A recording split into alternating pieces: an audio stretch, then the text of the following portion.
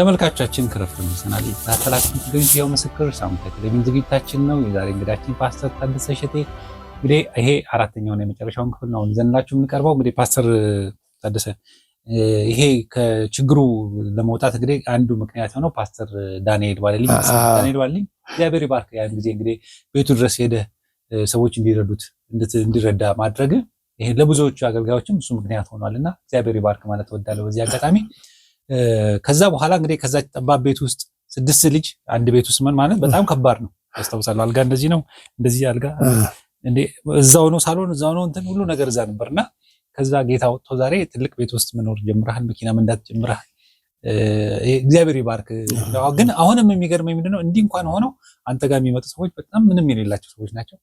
እግዚአብሔር ይባርክና ከዛ በኋላ ግን አንድ ከባድ ጊዜ ያሳልፋል ማስታውሰውና በህይወትና በሞት መካከል ያሳለፍካቸው ጊዜዎች አሉና እግዚአብሔር ደግሞ እንዴት እንደረዳህ እና እዚህ እንደደረስክ ቀጥል። እሱ በጣም ከባድ ነውና ድንገት ነው ነገሩ የሆነ የዳንኤል ነገር። ከዛ በኋላ አዩ ቶሎ ብሎ ዞረና ፎቅ ምናምን አንድ ቦታ ተከራዩልኝ። የ3 ወር 8 ወር ነው እንደዛ ተከፈለ። ከዛ በኋላ እግዚአብሔር ይመስገን ከዛ ጊዜ ጀምሮ ወደ ኋላ አልተመለስኩም። እነሱ ተረባረቡ። ከዚህ በኋላ ከዚህ ቤት መውጣት አለበት አሉ እነሱ። ዳንኤል እግዚአብሔር እውነቱም በእነሱ አልፎ ያው ወደ ከፍታ አወጣኝ። እስካሁን ድረስ እግዚአብሔር ይመስገን ምንም እንትን ነገር የለም። ያው እግዚአብሔር እያኖረኝ ነው። እግዚአብሔር እየሰራ ነው። ምንም የጎደለብኝ ነገር የለም። እግዚአብሔር ሙሉ ነው እና ስለዚህ ያ በሽታ ታመሜ ነበርና በጣም ታመምኩና ዲስክ ነው አሉ ያክም ቤት ጦሮ ሆስፒታል ሄጃለሁ። እንትን መጨረሻ ላይ እንደዛ ሆኜ ግን ባጃጅ እንትን እያደረኩ እዛ መድረክ ላይ ቆሜ ያገለግላለሁ። እንደዛ እንትን ይወል እኔ ነበርኩ መድረክ ላይ ቆሜ በቃ እንትን ብዬ ተደግፌ ነውና ትዝ የሚለኝ አንድ ወጣት አለ ሰው ፀጉር አስተካካይ ነውና ቁስል ይመታል ሰውነቱ ሁሉ ፈናዳለቶ እሱ በእንትን ነው የመጣና እንዲህ አይነት ሰው በዚህ ውስጥ አለ። እዛች በኋላ እዚህ ከዚህ መጣ መንፈስ ደፍተራ ይድግምት መንፈስ ተሰርቶ ባላ ሰውነቴ ታልቶ እንድትሞት እንዲህ ተደርጎ ባለ እግዚአብሔር ፈውሳል ብዬ መንፈስ ቅዱስ ተናገረው። ወዳውኑ ከእን ካልኩ በኋላ መጣና ዘይት ተጠባረኩትና እሱ እንዲህ ያለ የሆነ እንደ ቀምስ ነገር ነው ለበሰ። እዛ ሳምንቱ ድኖ አዲዳስ አድርጎ ሱሪ አድርጎ ምን አድርጎ መጣ። አሁን ሲመጣ ይወድኛል እኮ አለኝ። በኋላ እኔ ደግሞ እንደዛ ነኝ ያለው ታሚ ነው መድረክ ላይ ዳን ካለው አይደል እንዴ እኔ እንደዚህ ታምሜ አንተ ትፈውሳለህ።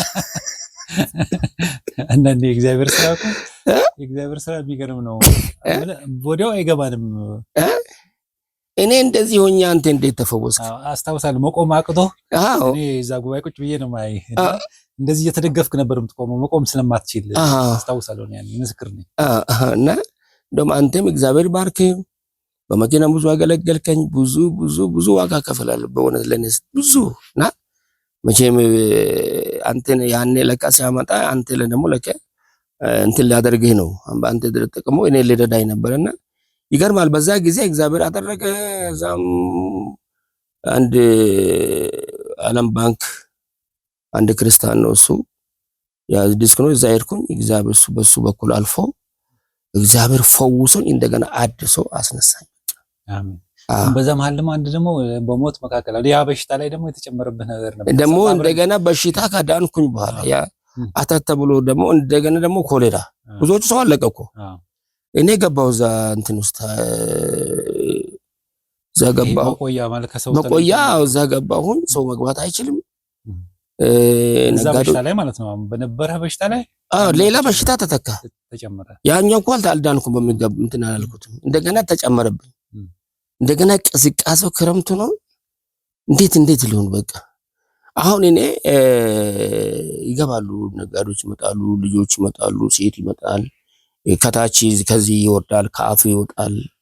በጣም አዝነናኝ እኔ ዝም ብዬ ቀና ወንድሜ ጣባት ይጣጡ እንጂ ይሄ አርኤስ ምናምን የሚጣጣ እዛ ይጣጡ ምናምን ይሉኛል። ይዞሩላል ሲስተሮች አሉ፣ ሐኪሞች አሉና ይገርመን ጌታው ብሌ ደግሞ ሰውል ከተትከኝ አልኩት። እንግዲህ ምናልባት ለማያውቁ ሰዎች ያን ጊዜ እኔም አብሬህ ነበርኩና አብረን ነው ምግብ የበላነው። አዎ ያን ምግብ የበላነው አብረን የበላነው። እኛ ትንሽ ነካካንና ተወን። አንተ ታመምክና ጠፋብኝ። እንደውም በመሃል ነው የጠፋብኝና ወረርሽኝ ገብቶ በኢትዮጵያ ውስጥ እንደዚህ የታመሙ ሰዎች ሰው ማይጠይቃቸውም ለብቻቸው። አንተ እዛ ውስጥ ነው የገባኸው? እኔ ገባሁ። ዳንክ በኋላ ነው ደወልክልኝ መሰለኝ። ደውዬ ሳይ እንዴት ነው አልኩት። በጣም ለአንተ ነበር ያሰብኩት ልጆች ስለነበሩ። አረ ትንሽ ነካክቶኝ ነበር አልክ። እኛ ምንም አልሆንም እግዚአብሔር። አሁን ከዛ ገረመኝ። አሁን እኔ በህይወቴ ውስጥ ብዙ ነገር አይቻለሁ። ኮሙኒስት ጊዜ በክፍለ ሀገርም ብዙ ቃለም ብዙ አለ እንዴ ዛሬ ብሌ ደግሞ ጌታ ሆይ ሲኦል ውስጥ ከተትከኝ ነው አልኩት። ያስተምምም ይላተገብ በቃ ምንም ማን አለ ምን እንትን አለ። አንደኛ ነገር ልቤ ተጠብቋል፣ በሐሴት ተሞላ። ምንም አልመሰለኝም። ግን አንድ ነገር ጸለኩኝ እዚሁ ጌታ ሆይ በኢየሱስ ክርስቶስ ስም አንዲት ነፍስ ከዚህ ቦታ ሞታ ወደ ሲኦል እንዳትሄድ ያኔ እዛ ያሉ በሽተኞች ሁሉ ጸለኩ መጀመሪያ። እውነቱም ሰዎቹ የሞቱም ሰው ላይ ሰው ይድኖ ይወጣል፣ ሰው ይድኖ ይወጣል። በሳምንቱ 15 ቀን እኔም ድኜ ወጣሁ።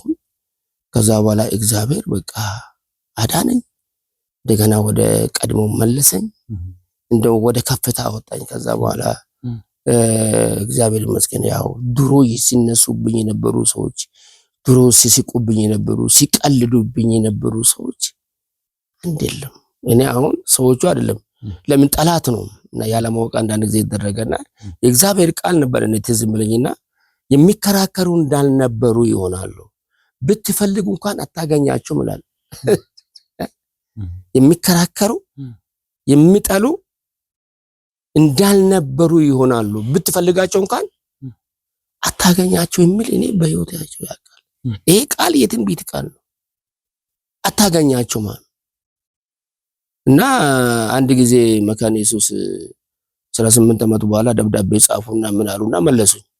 እዛ በፊት ልደታ እዛ ገለግል ሰው የለም፣ አሁን ባዶ ሆኗል።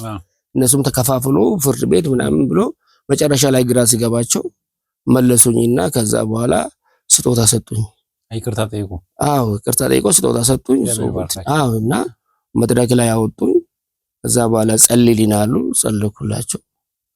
ከዛ በኋላ ሮብ ሰው የለም። ከዛ ያን ፕሮግራም ጀመርኩ።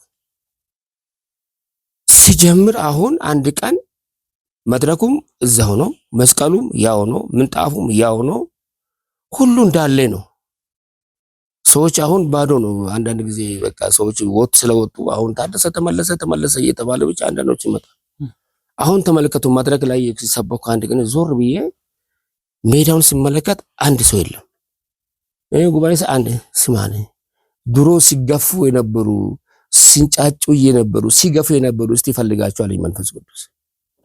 ቀደነገጥኩ። እኔ ተመልሶ እግዚአብሔር በዛ መድረክ ላይ አቁሞ ቀድሞ እንደፈለጉ እኔን ሲገፉኝ የነበሩ ሰዎች አንድ ባዶ፣ ያግቢ ባዶ፣ ምጻው አለ፣ መስቀሉ አለ፣ ምንጣፉ አለ ወይ ሰዎቹ ሲገፉ የነበሩ ሰዎች አሉ። እኔ ግን ተመልሼ በዛ ስፍራ እግዚአብሔር አቁሞ አከበር አለቀስኩ። እግዚአብሔርን ክብር ሰጠሁትና እኔ በጣም እፈራለሁና መሳቁ ሰዎች እግዚአብሔርን መንፈስ ቅዱስ ሲገፉ ሳቁ፣ እግዚአብሔር ነገር ሲነኩ ግንበኞችን አቁ ድንጋይ እሱ ራሱ የማዕዘን ራሱ ነው ይላል። ጌታ ኢየሱስን ሲሰቅሉት ሲቀሉ ጲላጦስ ምንድን ነው አለ? ይሄ ሰውዬ እኮ ወንጀል አልሰራም፣ ምንም አላገኘሁበትም፣ እኔ ከደሙ ንጹህ ነኝ ብሎ የሱ ደም በእኛና በልጆቻችን ላይ ይሆናል። መከራቸው ነው ያለው። የሱ ደም በእኛና በልጆቻችን ላይ ይሆናል። ኢየሱስ ክርስቶስ ተሰቀለ፣ ሞት እንድል አድርጎ ተነሳ። እንደገና ወታደር ሆኖ ደግሞ ያ ሁሉ 6 ሚሊዮን ህዝብ ከነ አለቁ አልበጀምና ጌታ ይፈራል። እግዚአብሔር የሚፈራ አምላክ ነው። ዛሬ በዘረኝነት በሚቀኝነት በተንኮል አንዱን መግደል አንዱን ማረድ አንዱን ማጥፋት ነገ እኮ እሱም ይታረዳል፣ ነገም እኮ እሱም ይጠፋል። ይሄ እኮ ለጋነብ እኮ ነው። ለጋነብ ለራሳቸው ለጋነብ እያዘጋጁ ነው። ስለዚህ እውነቱ ሰው አሁንም ከሱ ጋር ሰው እኮ ከእግዚአብሔር ጋር መስማማት አለበት። እና በጣም የሚገርም ነገር ነውና ስለዚህ የትም አይመለጥም፣ የትም አታመልጡ። ይሄ አሁን ሰው አለማስተዋል። እኔ በዚህ አጋጣሚ መናገር የምፈልገው ብዙ ጊዜ አሁን ቤተክርስቲያን ውስጥ እየተለመደ የመጣ ነገር አለ። አንድን ሰው በተለይ የእግዚአብሔር ነገር ሲታይበት ግሩፕ ይፈጥሩና ሰዎች መግፋትና ማሳደድ። ያን ሰው እኮ አይደለም የሚያሳድዱት እኮ ጌታን መንፈስ ቅዱስን የሚያሳድዱት። ማንም ሰው የእግዚአብሔርን ሰው ነክቶ ማለት ማንም ሰው አገልጋይ ይሁን ተራ ምዕመን ይሁን የእግዚአብሔር መንፈስ ያለበት በጥላቻና በቅናት የምታሳድዱ በእናንተና በልጆቻችሁ ላይ መከራ ነው የምትጠሩት። ስለዚህ ይሄንን ነው ምሳሌ አሁን እኔ በራሴም ስላየሁት ነው። እኛ አንተ ሰው ላይ ክፉ አትስራ። ሰው በክፉ የሚነሳብን የለዛ ሰው ነው ማዝ ነው። ከዛ በኋላ መከራ ነው የሚመጣበት በህይወት ዘመኑ አወራርዶ የማይጨርሰውና ይሄንን በአንተም ህይወት አይቻልም። ምክንያቱም ከምትሰደድ ብትገፋ ይሻላል። ከምታሳድድ ብትሰደድ ነው የሚሻለው። ለምን መሰለህ? ለምን እናንተ ነካ የአይኔን ብሌን ነው ነካ ነው ሙሉ ዘመን። አንተ እግዚአብሔር እስከተጠቀመበት ድረስ ምንም ይሁን አንተ ትቆማለህ። የሚዋጉሉ ይጠፋሉ። እኔ ስላየሁት ነው በህይወቴ። እኔ ምስክር ነኝ። እኔ አይቻለሁ። እኔ አሁን ያቆመኝ ጌታ ነው። ደሞዝ እሱ ነው። አሁን ነግሬሃለሁ። አሁን ቤት ኪራይ የሚከፍለው እሱ ነው። ከዚህ አንዱ ጋር ቢዘጋ አንዱ ጋር ይከፍታል። አሁን ጌታ ነው የሚከፍል። እንበላለን፣ እንጠጣለን፣ ይሁን እንለብሳለን። ከግማሽ እንጀራ በላይ ትበላለህ። ሰው አእምሮ ምክንያቱም እናንተ ደካሞች ሸክማችሁ የከበደው ሁሉ ወደ እኔ ኑ ለነፍሳችሁ እረፍት። ሰው እኮ ነፍስ እረፍት ካላገኘ አንተ ብር ብትከምር ምንድነው ውጤቱ? ሀብት ብትከምር ውጤቱ ምንድነው? ባለስልጣን የፈለከው ባለስልጣን ብትሆን እኮ ዋጋ የለም እኮ። ሰው መጀመሪያ እኮ ባለቤቱ ማወቅ አለበት። የሰራ ማን የፈጠረ እኮ እሱ ነው። በአንተ ላይ ስልጣን ያለ እኮ እሱ ነው። ስለዚህ ሰው መጀመሪያ ከእግዚአብሔር ጋር ካልተስማማ ከራሱም ጋር ይጣላል፣ ከጥላው ጋር ይጣላል። በቃ ያ ሰው ሁሉ ጠላት ሆኖበታል። ልብሱ አናርጂክ ሆኖበታል፣ ምግቡ አናርጂክ ሆኖበታል።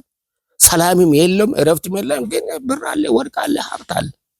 እስቲ እንደው በዚህ አገልግሎት ውስጥ እንደው ወደ ምስክርነት እንምጣና በዛች ቤት ውስጥም ሆነ አሁን በአገልግሎት በጣም የሚደንቅ እግዚአብሔር ከሰራው ነገር በአእምሮ አይጠፋም የምትለው እግዚአብሔርን ስራ ብናወራ ደስ ይለኛል። ምክንያቱም የሚሰራ እግዚአብሔር ነው። አንተም ይሰራል፣ በዛኛውም ይሰራል፣ ባባንም ይሰራል። እግዚአብሔር ከሰራው ነገር ውስጥ እንደው እኔ እንግዲህ በዛ ቤት ውስጥ ይሰራ አንደኛ ነገር እግዚአብሔር ሲፈውስ የሞቱን ሲያስነሳ ደስ ይላል። እኔ አሁን ያ ነው ያቆመኝ። ስለዚህ አንድ እህት እዛ ሸራ ቤት እና ሆስፒታል ዞራ ልጁን መጨረሻ ላይ ወደ ቤቱ ውሰጂ ተብሎ ልጁ መጨረሻ ላይ ትንሽ እንትን ሬሳ ይዛ መጣች። ማታ 12 ሰዓት 1 ሰዓት አካባቢ 2 ሰራተኞች አሉ አሸክማ ነው መጣች። ሲመጣ ደግሞ ሰዎቹ እየወጣ ነው መጣችና ቁጭ አለች። ልጁም በጋቢ እንደዚህ በፎጣ እንደዚህ ተሰብስቦ ዛጉጭ እና ምን ሆነ እንድትጸልዩለት እና ለካሷ ዞራ ያው ተስፋ ተቆርጦ ቤትሽ ውሰጂ ተብላ ሐኪም ቤት ተነግሯት ነው ይዟት መጣች። በኋላ እኔ ጋር የሚያገለግሉ ነበሩና እንደዚህ ሳቅ የለም ደግሞ አሁን እኛ እዚህ ሸራ ቤት ነው እንደገና ደግሞ ስደት ሊመጣብን ነው ደግሞ እዛ ሰው ገደለን ብሎ ደግሞ ሰይጣን ሌላ ነገር ስም ሊሰጠን አልኩና ጌታው ምንድነው አሁን ምን እናርኩና ከዛ ውስጤ በቃ ጥያቄ ፈጠረ። ጸለይኩኝ። እግዚአብሔር ምን እንኳን እፍ በልበት አለኝ። እፍ ስል አይኑ ተከፈተ። አይኔ ሲከፈት ሴትያ ጩኸቷን ቀጠለች። ልጁ ተፈወሰ። በሁለተኛ ቀን መጣች። ምግብ አልበላ ብሎ አላለችኝ። ከዛ በኋላ በፎጣ ሰብስባ እንትን መጣች። በኋላ አየኋት። ከዛ በኋላ በቃ ልቀቂው ተፈወሶ ምን ብሎ ልጁ ድኖ ወደ 4ኛ አሁን 5ኛ ክፍል ደርሶ ከዛ በኋላ 2 ቀን 3 ቀን መጣች። ከዛ እናትየውም ቀረች። እሱ ትምህርቱን እየቀጠለ ምን ይላል ልጁ እማዬ ይላታል። ያኔ ሞቼ የተነሳውበት ባክስ ቸርች ውሰጂኝ ይላታል። ያቅ ነበር ራሱን እንግዲህ ዝምና ሆነ። ሞቼ ነበርኩትን ያንን ቸርች ውሰጂ። አንድ ባስተር አለና ባስተር ደሳለኝ የህይወት ብርሃን ባስተር ነበር። ያኔ እሱ የሚያገለግል ነበርና ይታወቃሉ ከነሱ ጋር። በኋላ እኔ ልጁ ቁጭ ብሏል እዛ አላቆም ሳም ቆይታለች። አንድ 3-4 አመት ሆኗል። ይኸው አሁን እኮ የመጣኝ ልጄ ሞቼ የተነሳውበት ቤተክርስቲያን ወሰደኝ ስላለኝ ለሱ ስል ነው የመጣሁት አልኩ። በቃ ልጅሽ ያን እንደዚህ ተነስቶ ለመሆኑ አንቺ ምንድን ነሽ አልኳት። በቃ አትመሰክርም። እግዚአብሔር የሰራውን ስራው እንኳን አትናገርም። በልበዛ ጉባኤ ውስጥ ንስሐ ግቢ ያለው ይሄ በጣም ከባድ ነገር ነው። ዛሬ ልጁ እኮ ነው ራሱ ያመጣሽ እንጂ አንቺማ ትተሻል። እግዚአብሔር እያሳየሽ የሞተውን ሰው እያስነሳ እያያሽ እንዴት እግዚአብሔር አይመሰክር? ሰዎች ይሄን ያህል ነው አሞራችሁ በተለይ ነው። ከዛ በኋላ ነበረ ሳገባች ልጁን በጣም ገረመኝ፣ ጸለኩለት። ያ ስትል አንተ ምን ጌታ ኢየሱስ እኮ ሲናገር እኮ ለቀበሮቹ እንኳን አንገት መዝገባ አላቸው፣ ለሰው ልጅ እንኳን የአንገት መዝገባ የለውም፣ ወፎች እንኳን መሰብሰብ አላቸው ይላል። አንተ ቅባቱ ካለ ትክክለኛ ወንጌል የምታገለግል ከሆነ ማን ይቀበልሃል? ማንም አይቀበልህም። ግን እግዚአብሔር ይሰራብሃል። አንተ ነካ ያው ይጠፋሉ፣ ምንም ሊያደርጉ አይችሉም። ለምን? አንተ ባለቤቱ አንተ አለ፣ ጠባቂ አለ፣ እረኛ አለ፣ የሚያወጣ የሚያገባ አለ። ስለዚህ ሰዎቹ ያልቃሉ። አንተ ግን ምን ትሆናለህ? ትወጣለህ። እኔ አሁን ምን ማለት ነው? ይዋለሁ እኮ እንግዲህ በ86 ወጥቻለሁ። ይኸው እስካሁን ድረስ አለሁ። ገባ? አሁን ጤነኛ ነኝ። አይኔ ያህል መኪና ነዳለሁ፣ ሁሉ ነገር አለ። ሰዎች ይደውላሉ፣ በስልክ ማገለግላቸዋለሁ። ከአሜሪካ ይመጣሉ። እዚህ በስልክ ሲደውል አሜሪካ ጋር እንተውጣል ሲፈልጉ እባክህ አሳስቡናል ብሎ ወደ ፍራንክ ይልካሉ። ካልፈለጉ ደግሞ ይተዋሉ። እና አንዳንድ ጊዜ ስንደውልላቸው እኮ አንድ ቀን ከደወልንላቸው በኋላ ካገለግሉም በኋላ የቤት ኪራይ ደርሶብናልና ብር ላኩ እያሉ ያስቸግሩናል። ስለዚህ አንዳንድ ጊዜ ስልክ ማናነሳላቸው ለዚህ ነው ይላሉ። ያስቸግሩናል። ብር ላክልን ይላል። ምንም እንኳን አላየንም፣ ግን በቃ እንዲህ አደርጉልን። እንዲህ እንደዛ የሚኖሩ ሰዎች አሉ። አሁን ስልክ ሲያገኙ እዛ በቃ ሰውን ሁሉ እያስጨነቁ ያስጨንቁናል። የገንዘብ ከነዚህ መጠበቅ ያስፈልጋል። እንደው እስቲ መጨረሻ ላይ አንድ መናገር የምፈልገው አሁን ቤተክርስቲያን በጣም የተጨነቀች ያለችበት ሰዓት ላይ ነውና በተለይ በጸጋ የሚያገለግሉ ሰዎች በጣም ይሄ ማጭበርበሩ ውስጥ ማታለሉ ውስጥ እንደገና ንግዱ ውስጥ ዘይት መሸጥ፣ ጨው መሸጥ፣ እንደገና ደግሞ ይሄ የተጸለየበት ነው ውሃ ነው ምናምን እያሉ ሰዎችን ሁሉ ማታለሉ ውስጥ ገብተዋል። አንዳንዶቹ ደግሞ አንጡ ቡካችሁን አምጡ እንጸልይበት ገንዘብ ይሞላዋል እያሉ ደግሞ ይሄ ውንብድና ውስጥ ገብቷልና ምናልባት እንደዚህ ከሚያደርጉ ሰዎች ምናልባት አንተም አካባቢው ላይ እንደዚህ ሰዎች ሊኖሩ ስለሚችሉ መልእክት እንድታስተላልፍላቸው ፈልጋለሁ። ምክንያቱም ይሄ የእግዚአብሔርን መንግስት የሚያፈርስና የሚያሰድብ ስራ። የእግዚአብሔር መንግስት አይፈርስም፣ በማንም አይፈርስም። እነዛ ሰዎች ይፈርሳሉ። ግን ይሄንን መልእክት እንድታስተላልፍ ፈልጋለሁ። ዋና ነገር ምንድነው? ዘይት ይሄ ሽያጭ ምናምን እኔ እቃወማለሁ። ምክንያቱም አንደኛ ነገር እግዚአብሔር የጸጋ አምላክ ነው። ዘይት እርግጥ ሸማግሌዎች በአንድ ሰው ሲታመም የቤተክርስቲያንን ሸማግሌ ይጥራ፣ በሸማግሌዎች ዘይት ጸልዮ የእምነት ጸሎት ደዌውን ይፈውሳል ይላል። ያኔ ቀብቶ ሸማግሌዎች ጸልያሉ ሽጡ አይልም። ዘይት ለዚህ ሽጥ ለዚህ እንትን አድርገው በዛውም ፎቶአቸውን ለጥፎ ነው።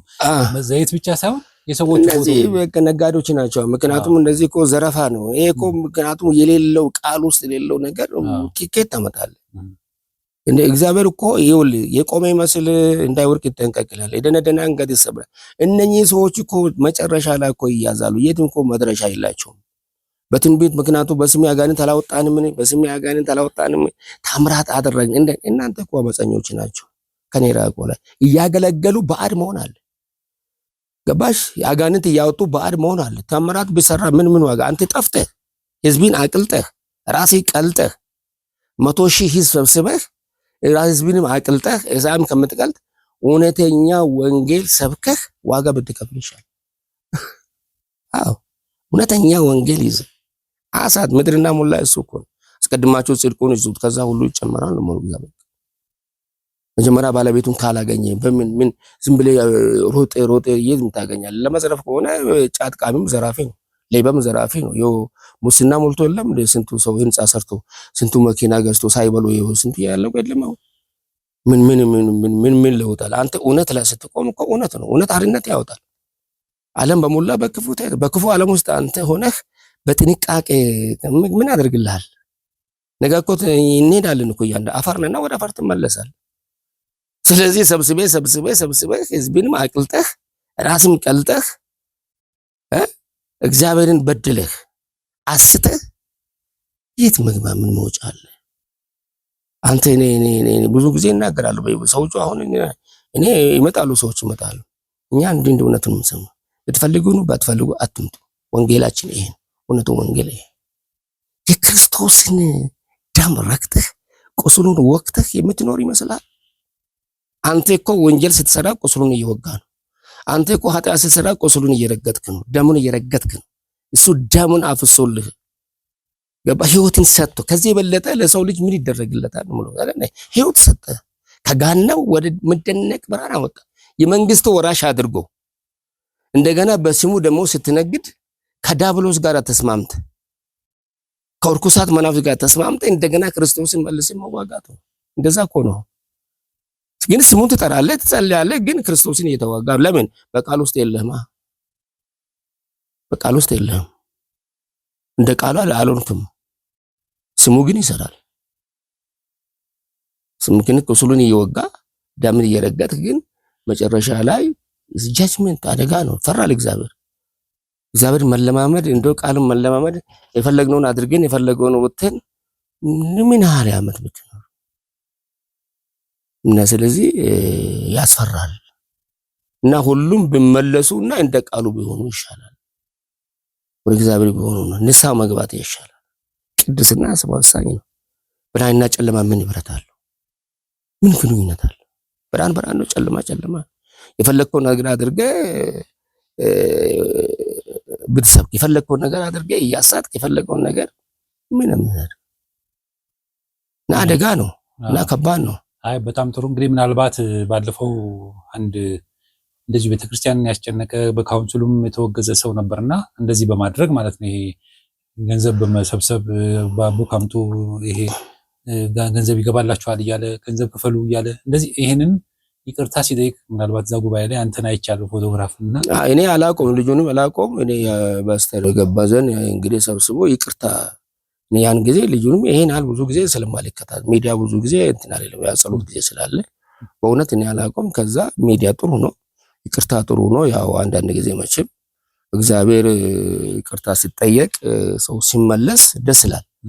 ያንን በመደረግ ይቅርታ ነው፣ ይቅርታ ጊዜ ነው። እንደዛ ምሕረትን አድርጉልኝ ይቅርታ አድርጉልኝ በሚል በዛ ጊዜ አዩትን ልጁ በምን ውስጥ እንዳለ እኔ አላቆም አላቆም እኔ ዝም ብለህ ተሰብሰቡ ተገኘው እንጂ ግራውንዱን ምን እንግዲህ ህብረት ሲደረግ ብዙ ጊዜ አሁን እዚህ ላይም ጥንቃቄ ማድረግ ከማን ጋር ነው ህብረት የምታደርገው የሚለውን በጣም እሱ ላይ ከባድ ነው በጣም። እኔ አሁኑ ጊዜ እንግዲህ ጌታን ከሚፈሩ ሰዎች ጋር ነው ህብረት ማድረግ ያለብን። አለበለዚያ ወደ ጎትተው ወደዛ ይወስዱናልና እነንም እንደው በዚህ አጋጣሚ ለመናገር ፈልጌ መጨረሻ ግን አንድ መልእክት እንድታስተላልፍ ፈልጋለሁ። ቅድም ስንነሳ ይሄን መልእክት ምስክርነት ስንነሳ ስለ ባዕድ አምልኮ አንስተናልና ሰዎች ብዙዎቹ ሳያውቁ ነው ባዕድ አምልኮ ውስጥ የሚገቡት።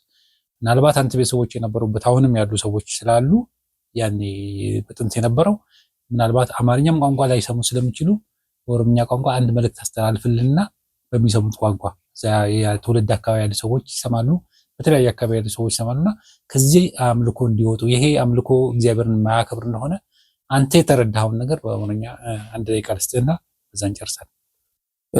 ጎፍታ ካን ከፈየሱ ጎፍታ ኢየሱስ ክርስቶስ ብቻ ነው።